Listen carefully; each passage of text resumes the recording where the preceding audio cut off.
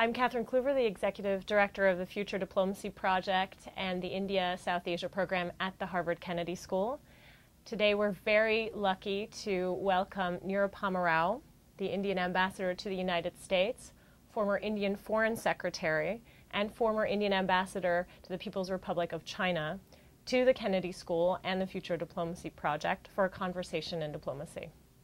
I wanted to begin by asking you a question about something that you made clear in your public address to our students earlier, about putting people at the center of the U.S. and Indian strategic partnership.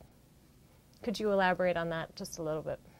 Well, I decided to make that the theme of my remarks at the Kennedy School because I sincerely believe that when you have a relationship between two countries such as India and the United States, I think the defining nature of that partnership is based on the fact that we share common values as democracies. And democracies are about people, and they have people at the heart of everything they do.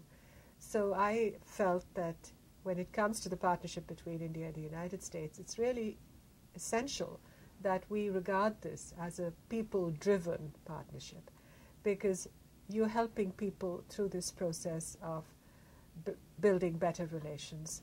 And this is especially so when you live in times when there is a global economic slowdown. There is need to cement trade and business ties. There's need to create jobs, opportunities. There is need to develop skills. There is need to educate people. There's need to look at health and agriculture, food security related issues. And there is need for us to work together to combat the threats that endanger our democracies when it comes to terrorism, when it comes to proliferation of weapons, when it comes to maritime security. So this is a many-splendid friendship, a multi-dimensional relationship. And people have to work at it and for it, and they benefit. They're the ultimate beneficiaries. The strategic partnership has arguably been enhanced by such diplomatic negotiation successes as the Indo-Civil nuclear deal has cemented, as you've just said, not only the friendship, but truly the idea of continuing to work on specific issue areas. One area that still raises a number of questions is how the United States approaches Iran and how India approaches Iran. Two very different approaches with respect to the sanctions regime. India is arguably one of the few interlocutors that Iran still has. If you could elaborate a little bit on India's approach to Iran, particularly the oil deal and the future of that.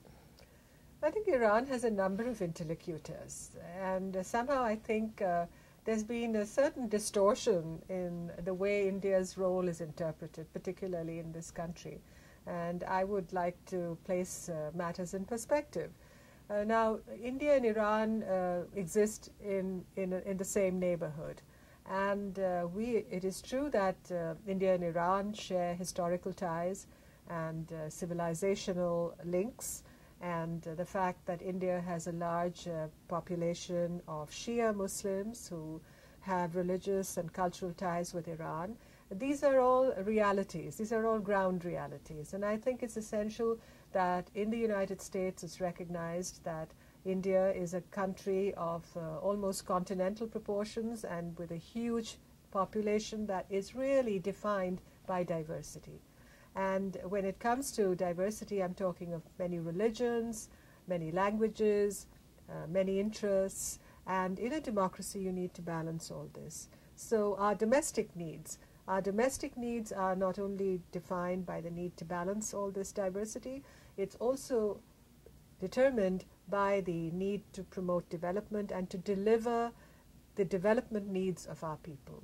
And when you look at that, you have to focus on energy security. It's a very important component of the development package that you need to deliver to the people. You have hundreds of millions of people in India who are in poverty, and whose energy needs have to be provided in a manner that does not in any way accentuate economic deprivation or distress. Now, India is a net petroleum importing country. We don't produce enough to meet our needs, and very little, in fact. 70% of our energy requirements in petroleum have to be imported from the outside world. And we have diverse sources for these imports. Now, again, the distortion that somehow we are entirely dependent on Iran for these imports is a complete travesty of reality. We import, our major source of import is from Saudi Arabia and from some of the other Gulf countries, from Africa, from Venezuela. Iran is one of the countries from which we import oil, and that proportion of what we import from Iran has been steadily declining over the last few years, and at the moment it's less than 10% of our total energy import requirements. So what I wanted to say, the message I'm trying to articulate, is that the volume of these imports has been steadily declining. But for us to overnight stop import from Iran would not be realistically possible. This diversity, and neither is that what is being demanded by the United States. I think the United States is looking to see how countries can reduce dependence on Iran in a steady way. And I think that's what the United States and some of the European countries are looking at. And in our dialogue with the United States government and with our other partners on this issue, I think they perfectly understand where India is on this issue, and that I want to underline and underscore the fact that we have been responsible players. I think to somehow give the impression that India is some kind of a standout country that is sort of holding back on cooperation on these issues, it does not sync with the facts, especially on the non-proliferation issue, on the issue of the questions that have been raised about Iran's nuclear program. India and the United States and our other friends and partners in the International Atomic Energy Agency, we're all on the same side of the street. We have said that as a non-nuclear weapon state, Iran has certain obligations as a signatory to the Non-Proliferation Treaty to address the concerns that have been raised internationally about its nuclear program. It's very important in the interest of peace and security and stability and energy security, from all these facets and all these angles. It's essential that there be dialogue, that there be intensified dialogue on these issues between Iran and the P5 and Germany and the IAEA. So that's where we stand on this issue. Now, Iran, being a neighborhood country, is also a transit country for us for Afghanistan. Now, how do we abandon our interests in Afghanistan? We have strong development-related commitments to the Afghan people. We're working to build roads and schools and hospitals and empower Afghan women. All this is what we do in Afghanistan. And to be able to deliver that assistance, we have to use Iran as a transit country, because Pakistan, and the United States knows this well, has chosen to make it very difficult for us to not only operate in Afghanistan, but also to be able to provide the goods and the support that is essential to help the Afghan people. So there are certain realities, and we don't want any messages to be distorted or to be somehow transmitted in a manner that creates misunderstanding. We certainly don't want this issue to vitiate the good relations between India and the United States, and I don't believe the United States wants that. There's a very mature dialogue that goes on between India and the United States on this issue. So when you cut through the rhetoric, when you cut through the kind of reports that you see in the media, I think on the ground there is a very frank and very mature dialogue that goes on. It's wonderful that you've ended that answer to that question in that way, because my last question will be on a recent pivot by the United States administration toward Asia. a decision to station American troops in Australia to put a renewed focus on the Asia-Pacific region, which might be, or could be interpreted, as a move that can happen because the Indian-U.S. relationship is in fact so mature, and that is not a trade-off between the two. But I wonder if you could give a perspective from the Indian government's view on that decision by the Obama administration and how you just interpret that through your specific geographic lens. You know, I've been to California a couple of times while you know, I've been here in the U.S. And when you're there in San Francisco or LA, you realize that the United States is a Pacific country. And, you know, there is an orientation to the east as much to the west.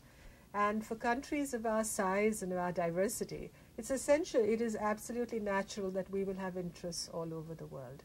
And today the Asia Pacific, with which the United States has had a very long-standing relationship and many interests, not only business-related or trade-related, people-related definitely, because the United States is a country built on migration, and you've had people coming to you from all over the world, plus, of course, your security interests. And in many of these domains, in many of these areas, we and the United States, India and the United States, share so many convergences, so many interests that coincide, and are areas in which we can work together. So when we look at the pivot to Asia, and we look at the concentration of interest that the Americans seek to bring to the Asia-Pacific, or the Indo-Pacific as it is often called today, we can understand the nature of the discourse.